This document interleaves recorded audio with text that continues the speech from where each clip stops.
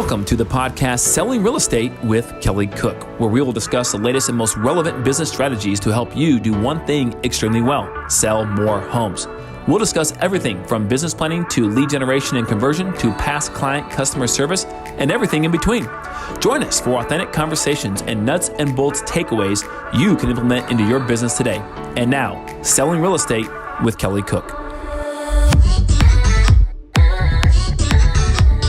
Hey everybody, welcome back to another episode of Selling Real Estate with Kelly Cook. As always, how you doing, Kelly?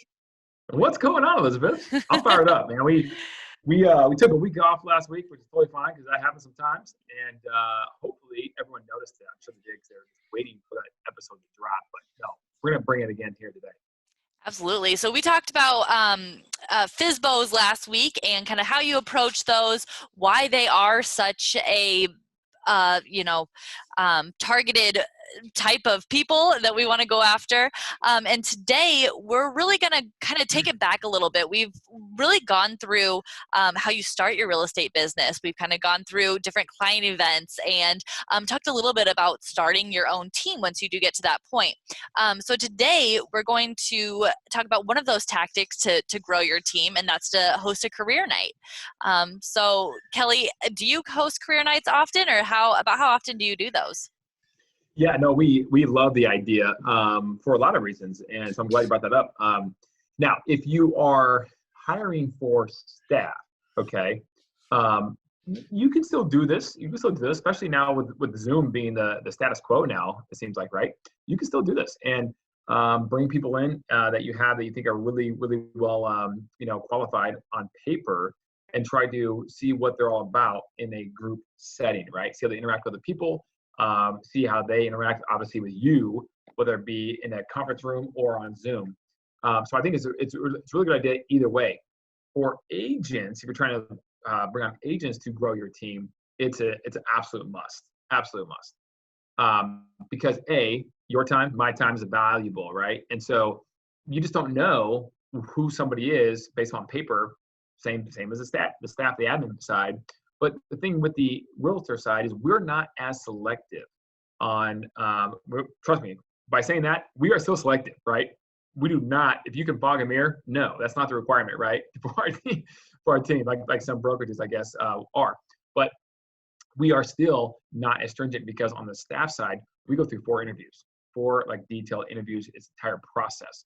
They take several different personality profiles, assessment tests, and all this stuff, right? So on the agent side, it's basically two. It's a group setting career night, and then it's a one-on-one.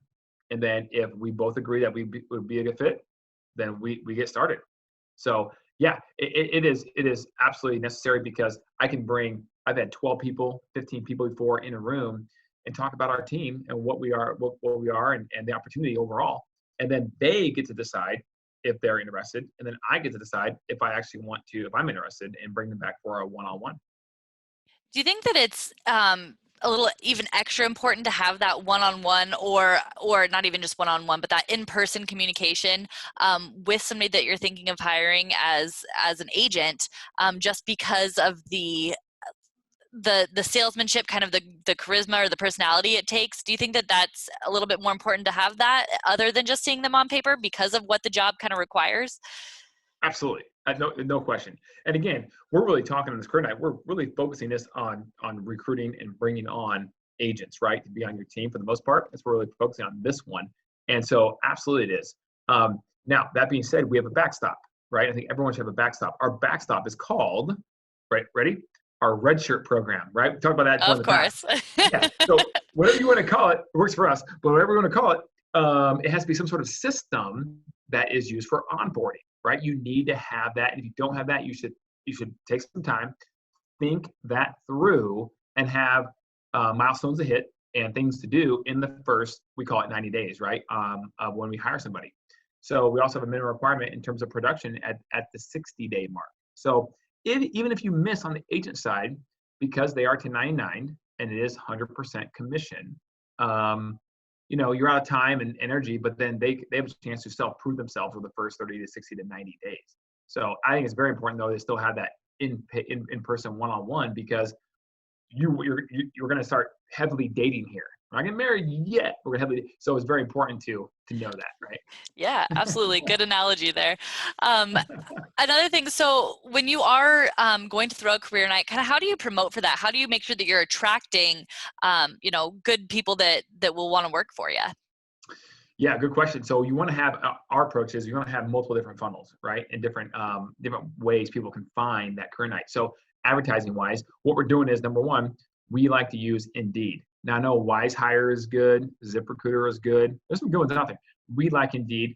I like it personally because it allows you to basically every day, like almost like a Facebook or Instagram pay-per-click budget, you can turn it on, turn it off as much as you want by the minute, the hour, the day, whatever it is. Right, which is very nice to be able to control that as opposed to paying a monthly fee. And then no matter if you're overwhelmed and can't get to it or not, you're still paying that fee, right? So that's why I like Indeed. And obviously a search engine, the templates and all that stuff are well done. So Indeed is good. We use them right now. That's our one of choice. And what we do is we run several different ads. We got this idea from someone else who's very, very smart in the marketing world. Is just brilliant because we have several different ads trying to attract different people. For example, the first ad is very direct call to action. Join our team. And then we have a testimonial that comes with that ad for joining our team of an agent on our team who's doing a really good job and finding our team to be very helpful, right, to their career and their success. And then they hopefully will come right to the career night on our Wednesday at 4:30 or 5 o'clock, whatever time frame we have. The second thing is a sales associate or sales executive ad. So if you're in sales, not in real estate, but in sales, and you're not happy with your job and you're looking for something else, where are you going to go? You're going to go to the job boards and start poking around, right? Well, you're probably not going to search for a real estate ad because you're not in real estate. You don't know real estate, right? But you are going to search for a sales executive or sales position ads.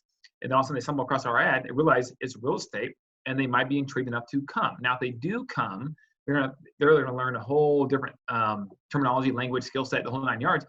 And they do have to get licensed and all that stuff, right? But if they're the right fit and the right person, no problem. They'll do it, and we'll want them, right? Mm-hmm. And the Because third they have thing, kind of that sales background anyway, so they're kind of right. in the mode. They just need to learn the terminology and all the laws. That's right. They already understand the whole concept of eat what you kill, right? You got to go hunting and that kind of stuff, right? They get that. It's just now what are you going to choose to sell? And the third thing is the inside sales agent ad.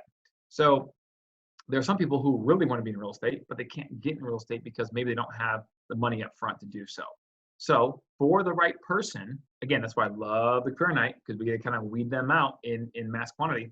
For the right person, we will do that. We will pay them as an ISA, so to speak, where they are calling through leads, setting appointments for our agents who are licensed until they have a chance to get the license, or if they're already licensed, but they still just need some money to get going, they'll be more of an appointment setter type person before they transition into being an agent on our team.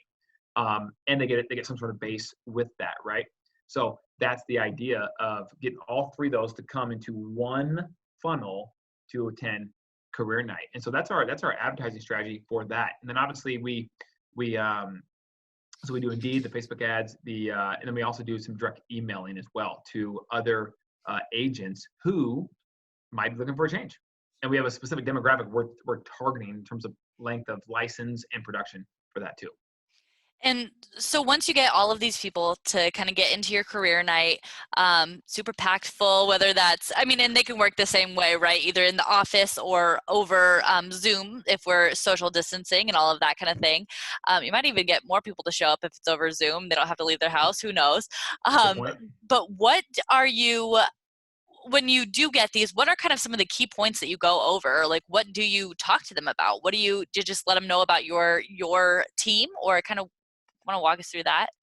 Yeah, definitely. And understand you have two different types of people potentially in the audience, right? So we always start by saying, okay, who here is already in real estate, who's not, that kind of thing, right? And then if you're in real estate, sorry, but give me about 10 minutes here. You have to listen to some stuff that you probably already know, right? And then we start with the very basic fundamentals of when you sell real estate, what do you have to do to get started, right?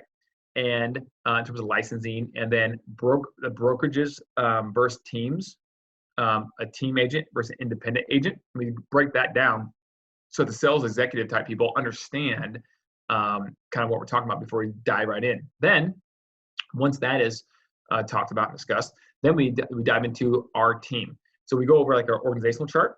That's a very important thing, right? So if you don't have that, guys, do one, right? And if you only have 2 people on your team, do it anyways. Think with the end in mind. And if you have to fill in your name and all the bubbles on your chart, that's what it is, because you're wearing all the hats anyways, right?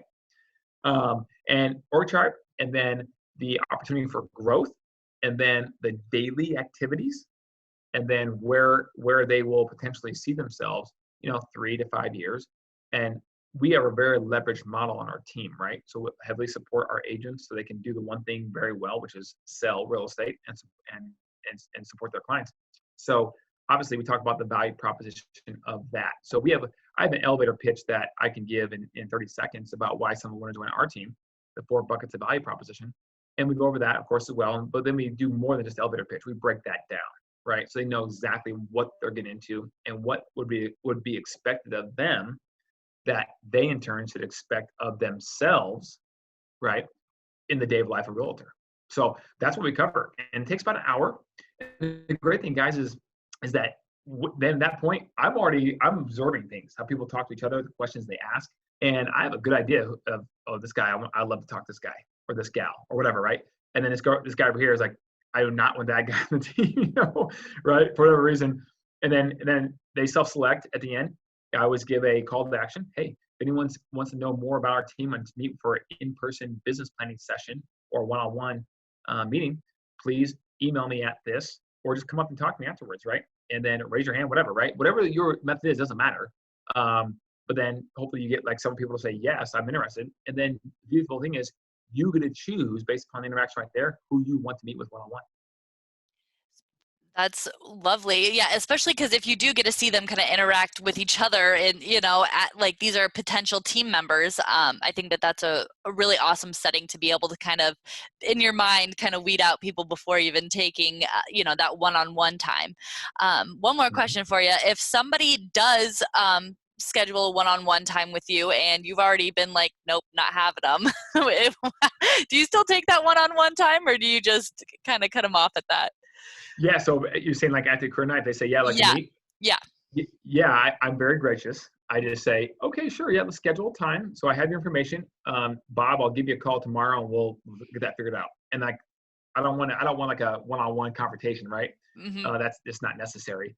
So then they leave and I leave, and the next day, then if it's not something I, for whatever reason, just don't want to pursue, then I'll just say, hey, we're going a different, I'll email them, call them, whatever. We're going a different direction, but we wish you the very best and so on and so forth. Yeah. We keep it very simple, straightforward. I mean, you always got to know if you're going to turn down people, you got to know the best way to do it. So that's wonderful. True. That's a good great question, Elizabeth. Great question. I'm sure everyone was wondering, how do you do that? Yeah. So that's what we do. Perfect. Keep it short, simple, and sweet. Well, then that's about all we got for you guys today. Throw a career night, get people on your team. That's how you build it. And then next week we will have some more. I know I've got a ton more questions and a ton more topics that we need to talk about, but if you have any questions, please let us know. You can comment, like, subscribe, or you can reach right out to Kelly at, where can they reach you? 442-9868, or my email at kelly@kellycookhomes.com. We love to talk about all things real estate. All right. Amen. We'll see you next week. Bye. See you guys.